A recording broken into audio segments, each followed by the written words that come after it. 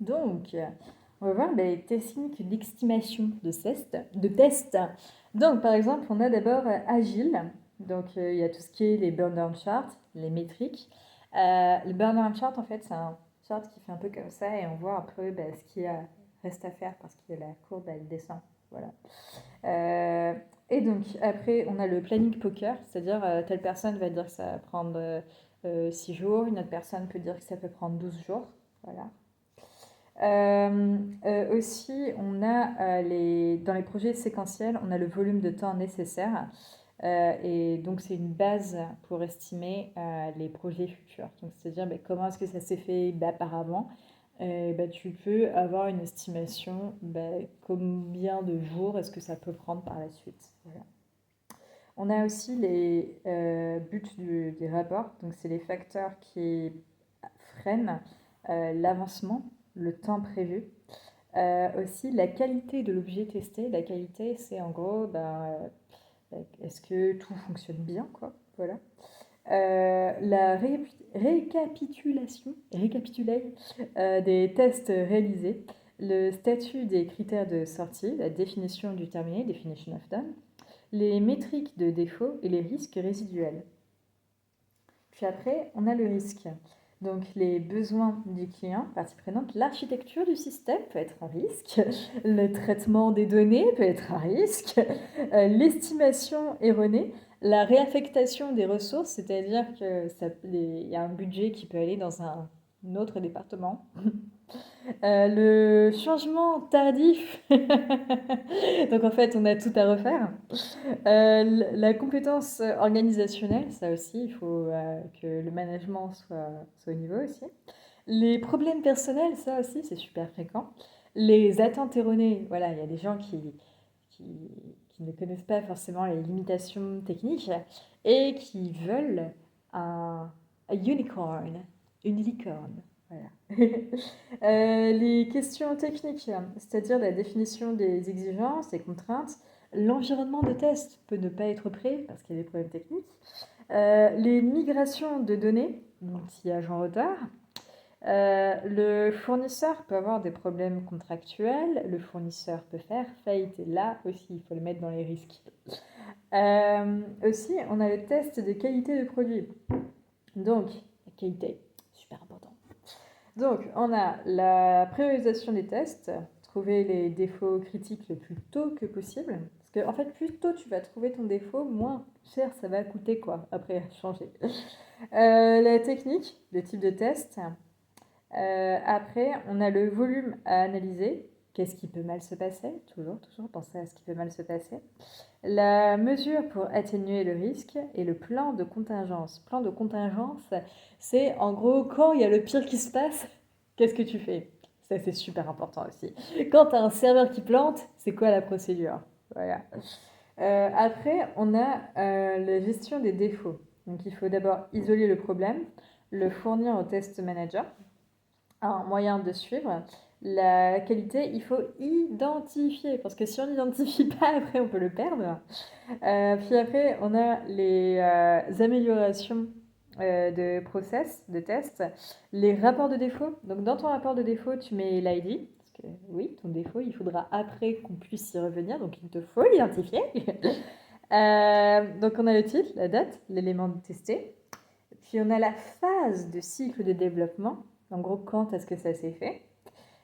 Observer la capture de database. Capture, c'est dans la base de données d'enregistrement. Et aussi le résultat attendu et le résultat obtenu, en gros. Après, tu as le degré d'impact. Est-ce que ça fait tout vriller? Puis tu as la recommandation, les enjeux généraux, les autres domaines affectés et les cas de test.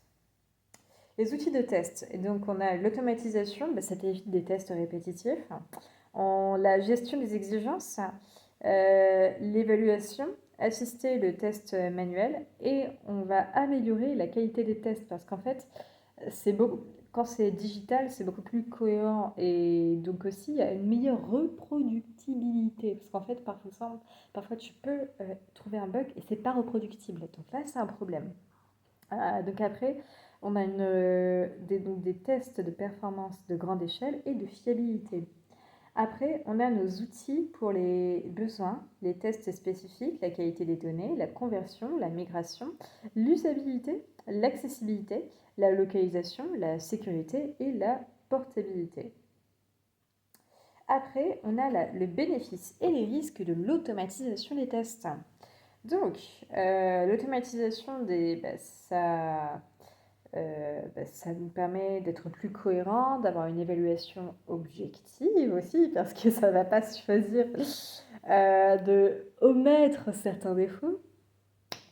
On a une accessibilité plus facile à l'information, mais les risques, on peut avoir des attentes irréalistes, le temps, l'argent et les efforts nécessaires pour obtenir des bénéfices. Et aussi, on a est-ce que ça va donner des bénéfices significatifs par rapport à l'argent qu'on a investi?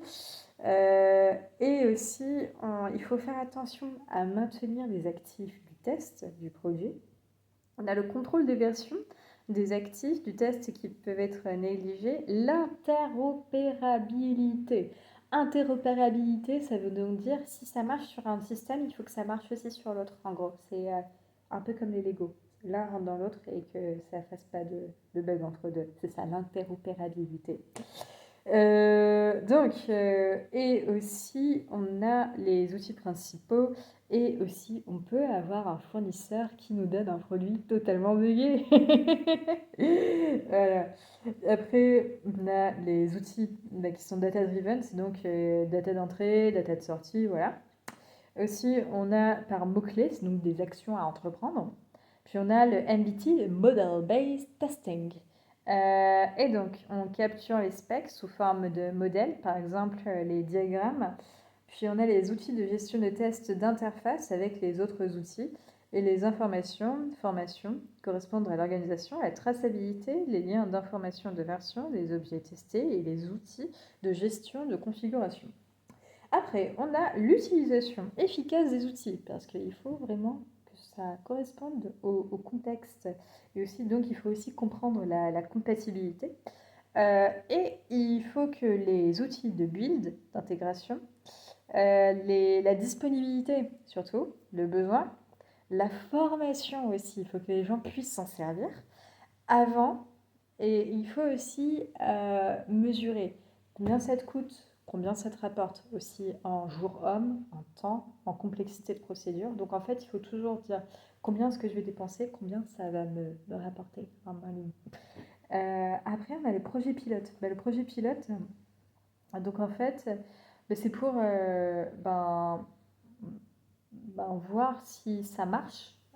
Et donc, il y a la maintenance, outils actifs, il faut sélectionner, configurer les métriques aussi. Après, on va mesurer après le succès d'un outil.